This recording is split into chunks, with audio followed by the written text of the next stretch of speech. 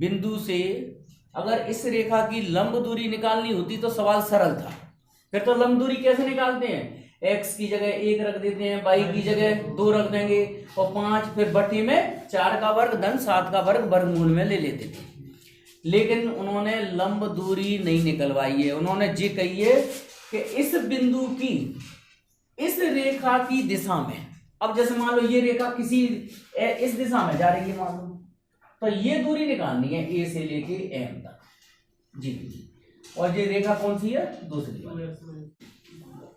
समीकरण 1 व 2 को विलोपन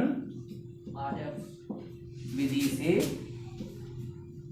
हाँ जी हो गया। तो बताओ 4x ऐसा करो, इसमें 2 का गुणा कर दो बस, है ना। 4x प्लस 4x धन 7y धन 5 बराबर 0। इसमें 2 का गुणा कर दो, 4x माइनस 2y बराबर 0।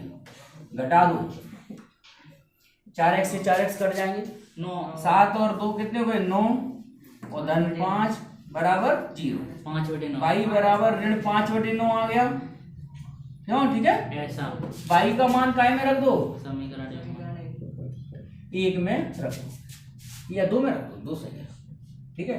तो ये आ जाएगा 2x और माइनस बराबर y, तो 2x बराबर ऋण के 5/9 है ना। तो x बराबर आ गया ऋण के 5/18 है ना। ऐसा तो अपन को बिंदु प्राप्त हो गया कौन सा वाला, ये m वाला, माइनस 5/18 और ऋण के 5/9। एक बार फिर समझ, समीकरण 1 और 2 है, समीकरण 1 कौन सी है और 2 कौन सी है। वैसे तो ये है कि 2 निकालनी पड़ती, लेकिन मैंने चेक करके देख लिया कि 1 और 2 से भी जा रही है ये वाली, तो जी वाली और रेखा, ये वाली रेखा, मतलब अपन अगर 1 2 से जाने वाली रेखा 2 के समानांतर रेखा निकालते तो रेखा 2 ही निकल के आएगी, रेखा समान रेखा निकलेगी, वही बिंदु समान है। अगर बिंदु अलग अलग हो जाता, ये बिंदु इसको संतुष्ट नहीं करता, तो अपन को समानांतर रेखा निकालनी पड़ती, तीसरी रेखा निकालनी पड़ती, लेकिन तीसरी रेखा अपन को निकालनी नहीं पड़ी, इसलिए अपन ने समीकरण 1 और 2 का क्या निकाल दिया, प्रतिच्छेद बिंदु। और ये प्रतिच्छेद बिंदु जे आ गया। अब दूरी कैसे निकलेगी, अरे ए और एम के बीच की दूरी का सूत्र लगा दो, दूरी का 10th क्लास वाला। देखो A12 तथा m माइनस 5/18 और ऋण 5/9 के बीच की दूरी क्या सूत्र होता था बताओ, x2 - x1 का वर्ग। हाँ, √x2 माइनस x1 का वर्ग और y2 माइनस y1 का वर्ग। x1 y1 किसी को ही मान लो, इसको मान लो, चलो 1 धन 5/18 का वर्ग और 2 धन 5/9 का वर्ग।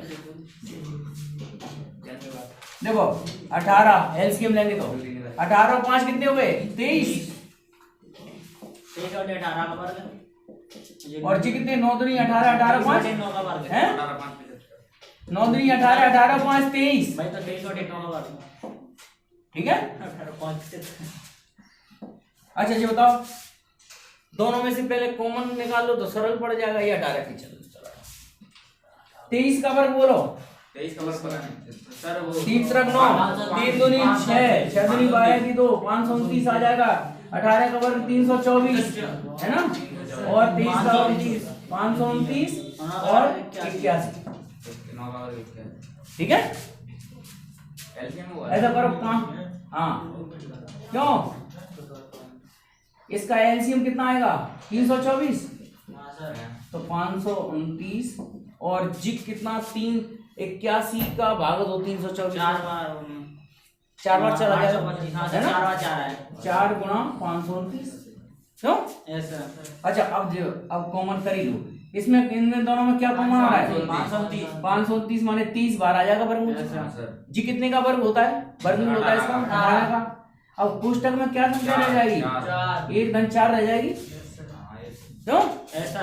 तो बस जी उत्तर हो गया 23√5/18। कैलकुलेशन कठिन है बहुत, बस बहुत कुछ।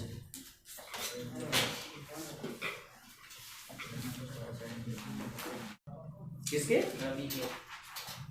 है कहीं नहीं गिर गए, मुझे पता है वो कितना है। ठीक है, कोण। अब इसके लिए देखो चित्र बना है, अब ध्यान से समझ लो, सवाल एक बार और पढ़ लो। सवाल में ये लिखा है कि एक रेखा एक्स अक्ष से मान लो थीटा कोण बनाती है और इस रेखा पर कोई बिंदु -1 और 2 है, इसकी दूरी दूसरा एक चर बिंदु एक्स वाई है और यहां से इसकी दूरी है 3। r बराबर 3। r मानते हैं दूरी को। ठीक है, ठीक है। अपन को थीटा निकालना है और इस बिंदु पर ये रेखा इसको काटती है, x + y बराबर 4। सर इसमें लिखा तो पहले सुन लो, पहले ध्यान से सुन लो। प्रश्न क्रमांक 16 में एक बिंदु -1 और 2 से जाने वाली रेखा की दिशा पूछिए और फिर लिखा है ये वाली रेखा इस रेखा को कितनी दूरी पर काटती है? 3 इकाई की दूरी पर काटती है। मतलब अपन ये वाली रेखा इस दी गई रेखा को बिंदु P पर कितनी दूरी पर काटती है? 3 इकाई दूरी पर काटती है। ठीक है, तो जब भी तुम्हें ये बिंदु निकालना हो तो ये बिंदु का सूत्र है P r cos theta plus x1 और r sin theta plus y1। एक बार फिर सुन लो, ये काय का सूत्र है? ये सर ये वाला बिंदु निकालने का, चर बिंदु ज्ञात करने का सूत्र। ठीक है, तो इस चर बिंदु में r क्या होता है? R2 ये दूरी। थीटा क्या होगा? रेखा की दिशा। थीटा माने रेखा की दिशा। और x1 और y1 क्या हो जाएंगे? ये बिंदु। तो रखो पहले तो इसमें बिंदु निकाले। r का मान 3 cos थीटा, x1 का मान -1, फिर 3 sin थीटा प्लस y1 माने 2। फिर लिखेंगे यह बिंदु दी गई रेखा एक पर स्थित होगा तो, एक पर स्थित है तो, स्थित का मतलब क्या है? इसको संतुष्ट कर देगा। भाई यहाँ x का मान क्या है? ये 3 cos थीटा -1। ठीक है, और ये कितना है? 3 sin थीटा प्लस 2 बराबर 4। जैसे अगाल की तरह मैंने ज्यादा मूड नहीं खाया, इस सवाल में ज्यादा कंसेप्ट था बताने को, लेकिन मैंने शॉर्ट में कर दिया। क्या कर दिया? डायरेक्ट मैंने बिंदु निकाल दिया और तुम्हें बता दिया कि रेखा की दिशा निकालनी है, दिशा माने थीटा निकालना है। तो ये बिंदु निकाल दिया, ये सूत्र याद करना पड़ेगा बिंदु निकालने का।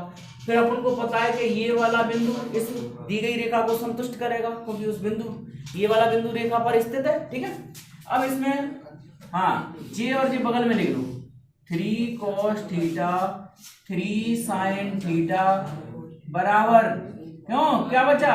4 धन 1 माइनस 2, 3 कॉमन कर लो। जी कितने बजे? 4 2 6, क्यों 3 बचे, 4 4 1 5 3 बजे, 3 से 3 काट, फिर अपन ने कर दिया वर्ग, वर्ग करने पर। तो अब मैं वर्ग डायरेक्ट लिख रहा हूँ, साइन वर्ग थीटा प्लस कॉस वर्ग theta plus sin theta cos theta बराबर 1। तब तक हल करेंगे तब तक थीटा का मान नहीं निकल आएगा। ठीक है, देखो इसका मान 1 हो गया। जी साइन 2 थीटा का सूत्र होता है साइन वर्ग थीटा कॉस वर्ग थीटा का मान 1। ये साइन 2 थीटा का सूत्र हो गया, इधर में 1 चली रहा, 1 से 1 कट गया, साइन 2 थीटा बराबर बचा 0।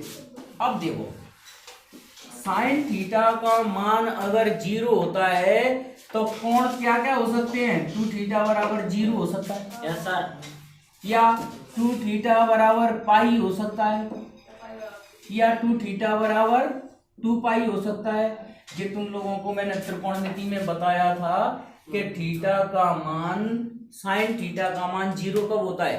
0 हो कोण, पाई हो, 2 पाई हो, 3 पाई हो, 4 पाई, 5 पाई, पाई के साथ कोई भी पूर्णांक संख्या हो, सब मानों पे साइन क्या देता है? 0। थीटा बराबर n पाई होता था ना व्यापक इसका सभी पूर्णांक संख्याओं पे। तो यहाँ से कोण कितना निकलेगा? थीटा बराबर 0। क्यों?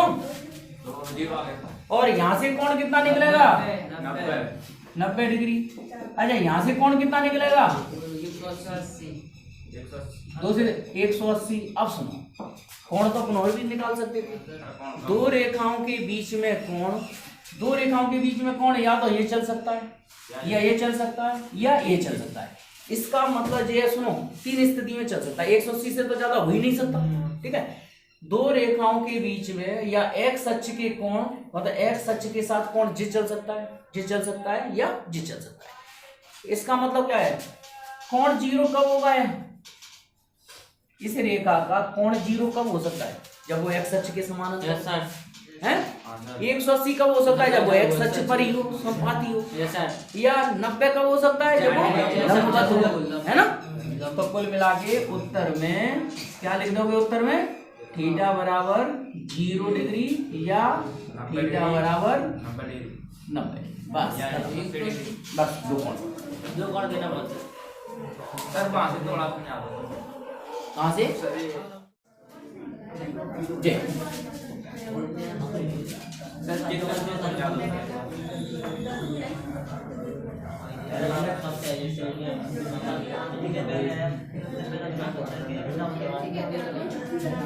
पहले सुन लो, शांत सुनो। प्रश्न क्रमांक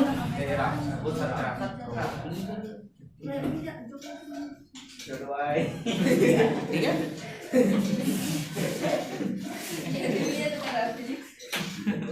सुनो, प्रश्न क्रमांक 17 में एक समकोण त्रिभुज में कर्ण के अंतिम बिंदु, कर्ण के क्या लिए? 1 3 और -4 और 1, ठीक है। तो मैं सुनो, ये वाला बिंदु है, इसका भी पाद बिंदु क्या होगा? C, है ना, अंतिम बिंदु। और ये लंब पाद बिंदु बोलते हैं इसको। भाई ए से सुनो, ए से जो लंब जा रहा है वो सी पर मिल रहा है, बी से जो लंब जा रहा है वो भी सी पर मिल रहा है। अब उनको ए सी और बी सी के समीकरण चाहिए। काय के समीकरण चाहिए? ए सी और बी सी के। अब देखो नंबर 1, ए सी का समीकरण।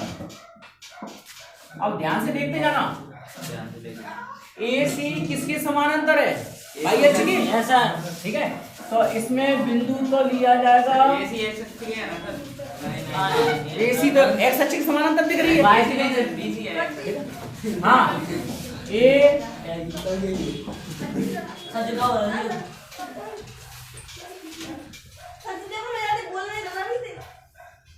अभी दे रहा मैं। तो पिटना चाहते हैं, दोनों पिट जाएंगे। हैं? हाँ, सुनो, AC का समीकरण बिंदु ए क्या दिया है? 1 3। ये रेखा किसके समानांतर है? AC बाई एच के। बाई एच के समानांतर होती है तो थीटा कितना लिया जाता है? 90 डिग्री। थीटा कितना लिया जाता है? 90। अनंत तो tan का मान बनेगा। तो रेखा का समीकरण का सूत्र लगा y minus y1 m x minus x। तो y माइनस y1 माने 3 बराबर m का मान tan 90 डिग्री और x माइनस 1। तो y माइनस 3 tan 90 का मान अनंत होता है, तो 1/0 x माइनस 1। इधर 0 का गुणा y माइनस 3 में हो जाएगा, इधर x माइनस 1, तो इधर तो 0 बराबर x माइनस 1, तो x बराबर 1। ठीक है। अब लिखेंगे नंबर 2। अब सुनो, अब ध्यान से सुनो, अब किसका समीकरण निकाले? BC का। तो ये एक सच्ची के समानांतर है। हाँ, BC का समीकरण काय के समानांतर है? एक्स अक्ष के। थीटा कितना लेंगे? 0, है ना। और बिंदु क्या लेंगे? -4 और 1। तो y माइनस y1 माने 1 बराबर m 0 और x प्लस m दिया। कोई भूल नहीं होगा। नहीं है सर। tan थीटा, tan 0 का मान 0 ही लेंगे, तो ये तो 0 हो गया, तो y बराबर क्या हो गया? 1। दोनों एक अब सुनो, 1 मिनट, यहाँ आंसर लिखेंगे अपन। आंसर, अब ध्यान से सुनो, आंसर कैसे लिखेंगे? जैसे मैंने बिंदु यहाँ ए ऊपर ले लिया, तो ए यहाँ नीचे भी तो ले सकता था। उन्होंने जी तो बोला नहीं है कि ए यहाँ होगा बी ऊपर होगा, है ना। तो अपने हाल फिलहाल उत्तर क्या कहने के लिए? x1 x बराबर 1। तो y अब सुनो, बराबर x का मान 1 निकला तो x का मान अपन ने 1 इससे निकाला है ना, हाँ सर।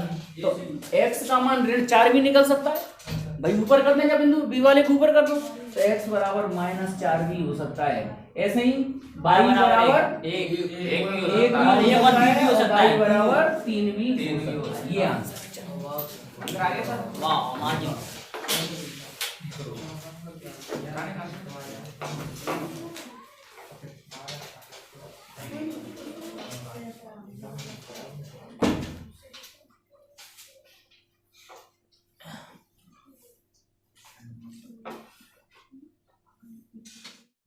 प्रश्न क्रमांक 18 में ये रेखा जो दी गई है, ध्यान से सुन लो, वो रेखा काय की तरह काम करेगी, सामने दर्पण। तो तुम्हें पता है, जिसमें इतना पढ़ लिया होगा कि बिंदु ए 3 8 इसका प्रतिबिंब बनेगा इस रेखा के साथ। कितनी दूरी पर प्रतिबिंब बनेगा? समान दूरी पर। क्यों?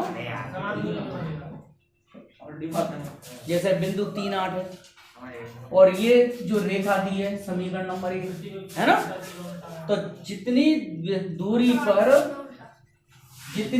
पर बिंदु ए होगा उतनी दूरी पर इसका क्या बनेगा? प्रतिबिंब बनेगा इतनी दूरी पर, है ना। तो तुम्हें इसका प्रतिबिंब बताना है कि प्रतिबिंब में बिंदु ए और बी के निर्देशांक कितने होंगे। सवाल समझ में आ गया? ठीक है। तो सबसे पहले अपन ये एम बिंदु, एम को बोलते हैं लंब पाद बिंदु, अंग्रेजी में इसको बोलते हैं फुट ऑफ कोऑर्डिनेट। हार्ट होता है। ठीक है, फुट बोलते हैं, फुट माने पैर। ठीक है, लंब पाद बिंदु एम के निर्देशांक निकालने हैं। वो कैसे निकालेंगे कुछ सुनो।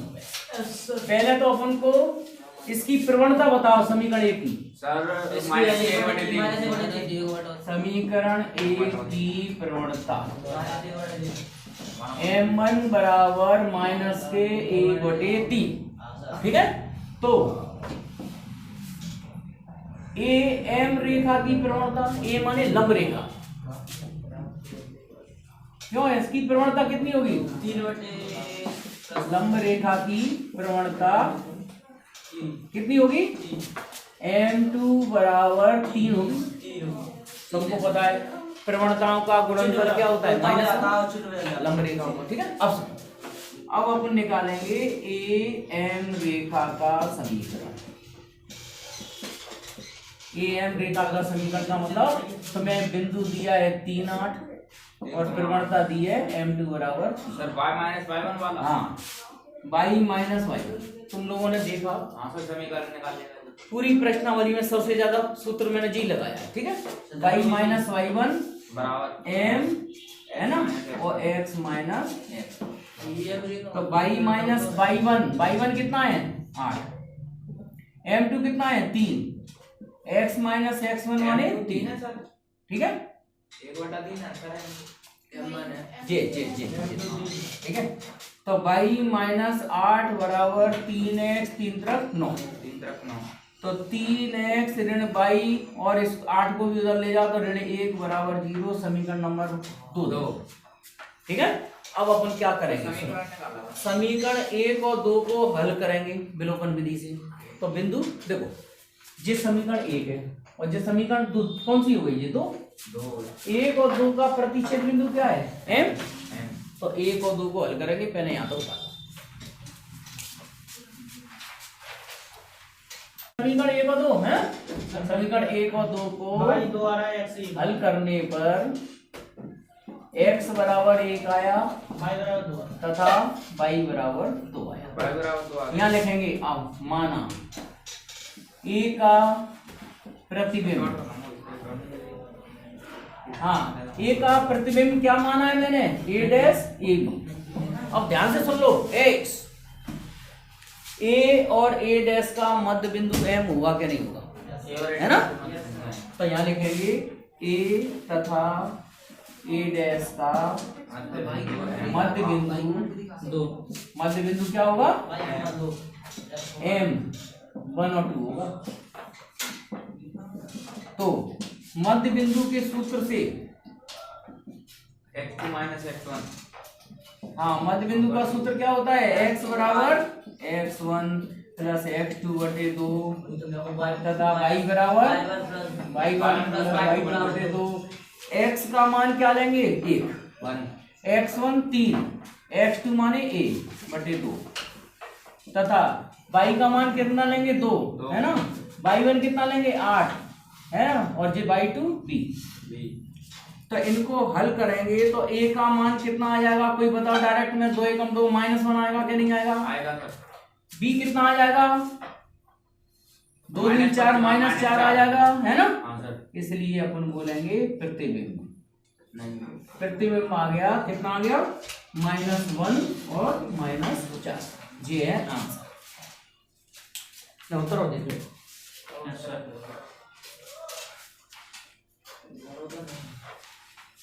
तो सवाल नए नए बड़े हैं क्यों भाई, एक सवाल में दो चीजें पूछी, सही।